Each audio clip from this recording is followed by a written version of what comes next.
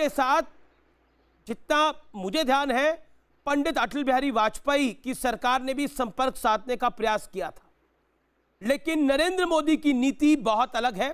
जब से धारा 370 हटी, अमित शाह नरेंद्र मोदी की नीति आने के बाद हमने एक बहुत बड़ी स्ट्राइक देखी हुर्रियत के ऊपर, उनकी विचारधारा के ऊपर।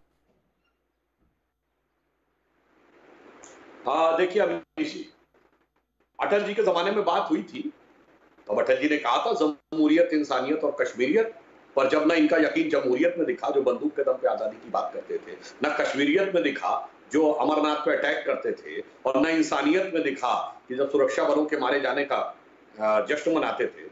तो जब मोदी जी की सरकार आई 2014 में, याद करिए, उससे पहले हुर्रियत के नेता क्या जलवाए जलाल के साथ दिल्ली आते थे, दामाद बन के, रेड कारपेट वेलकम के साथ। जब से मोदी जी की सरकार आई, हमने हुर्रियत से कोई बात नहीं की, पाकिस्तान से हुर्रियत को कोई बात नहीं करने दी, हमने पाकिस्तान से भी कोई बात नहीं की। तो एक जमाना था जो आप कभी सोच नहीं सकते थे कि हुर्रियत का नेता किस जलवे से दिल्ली आता था। अब ईडी के मुकदमे हुर्रियत, अब दिल्ली में आते थे, एनआईए के मुकदमे में पेशी होती थी, तो पेशी में पेश होने के लिए आते थे।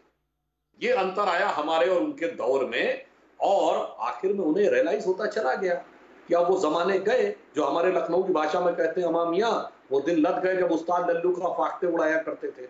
और रही सही कसर पूरी हो गई जब आर्टिकल 370 खत्म हुआ, कश्मीर यूनियन टेरिटरी बन गया, तो कुछ थोड़े बहुत उनके दिल में उम्मीद रही भी होगी कि जो उनके समर्थक नेता हैं वो कभी सत्ता में आकर फिर उनकी डिजाइन को दोबारा रिस्टैब्लिश करेंगे, यानी उनके षड्यंत्र को पुनर्स्थापित करेंगे।